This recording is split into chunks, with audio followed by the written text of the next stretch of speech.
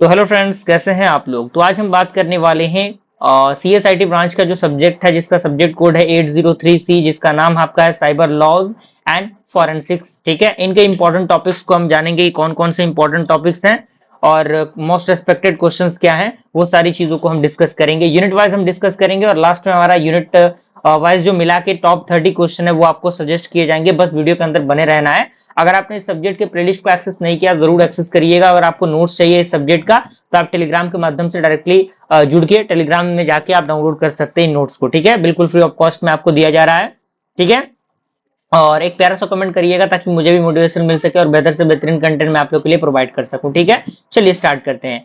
Unit number 1 के अंदर आपको 10 टॉपिक आपको सजेस्ट किए गए हैं, जिसमें पहला आपका है साइबर क्राइम, दूसरा आपका है टाइप ऑफ साइबर क्राइम, तीसरा आपका है साइबर लॉ, चौथा आपका इंफॉर्मेशन टेक्नोलॉजी एक्ट 2000, उसके बाद आपका है digital signature, then after electronic governance, electronic records, cyber offences, cyber security basics, hacking and phishing. ठीक है, तो ये 10 टॉपिक इंपॉर्टेंट है। अगर मैं इन टर्म्स ऑफ क्वेश्चन की बात करूं तो 5 क्वेश्चन आपको इस यूनिट से दिए गए हैं, जिसमें पहला क्वेश्चन आपका है explain cyber crime and it's type, यानी साइबर क्राइम क्या होते हैं और कितने टाइप्स के होते हैं। दूसरा आपका एक्सप्लेन इंफॉर्मेशन टेक्नोलॉजी एक्ट 2000, यानी आईटी एक्ट 2000 जो है उसको एक्सप्लेन करना है। दूसरा आपका explain digital signature and it's working, यानी डिजिटल सिग्नेचर क्या होता है और ये कैसे काम करता है। अगला क्वेश्चन है साइबर लॉ क्या होते हैं और इसका इंपॉर्टेंस क्या है। अगला क्वेश्चन आपका इलेक्ट्रॉनिक गवर्नेंस आईटी एक्ट के अंदर किस तरीके से काम करता है। ठीक है, अगर मैं शॉर्ट नोट की बात करूं तो 5 टॉपिक आपको इस शॉर्ट नोट के अंदर दिए गए हैं, जिसमें पहला टॉपिक आपका है फिशिंग का।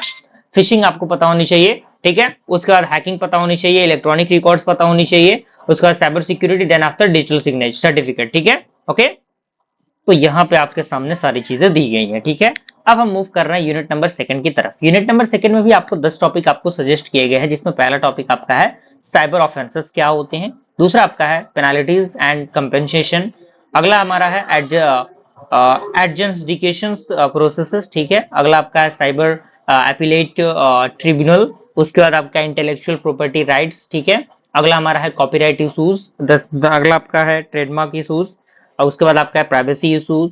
ठीक है, उसके बाद आपका है cyber ethics, then after data protection. ठीक है, अगर मैं इसके क्वेश्चन की बात करूं, 6 क्वेश्चन आपको सजेस्ट किए गए हैं यहाँ पे, और शॉर्ट नोट में आपको 5 टॉपिक दिए गए हैं, जिसमें आपका पहला टॉपिक है कॉपीराइट क्या होते हैं, दूसरा आपका है ट्रेडमार्क, तीसरा आपका है privacy, then after data protection, then after cyber ethics. ठीक है, चलिए अब आता है हमारा यूनिट नंबर 3। यूनिट नंबर 3 के अंदर आपको 10 टॉपिक सजेस्ट किए गए हैं, जिसमें पहला टॉपिक आपका है डिजिटल फॉरेंसिक्स क्या होता है। ठीक है, उसके बाद आपका है कंप्यूटर फॉरेंसिक, उसके बाद आपका है forensic investigation process, then after digital evidence, उसके बाद आपका evidence collection, then after chain of custody, उसके बाद आपका आता है disk imaging, then after data recovery, then after investigation tool, उसके बाद आपका आता है ईमेल फॉरेंसिक्स। ठीक है, क्लियर है। चलिए अगर मैं इसके क्वेश्चन की बात करूं, 6 क्वेश्चन आपको सजेस्ट किए गए हैं, जिसमें पहला क्वेश्चन आपका है एक्सप्लेन डिजिटल फॉरेंसिक प्रोसेस, यानी डिजिटल फॉरेंसिक प्रोसेस क्या होते हैं, कंप्यूटर फॉरेंसिक इन्वेस्टिगेशन स्टेप्स क्या होते हैं,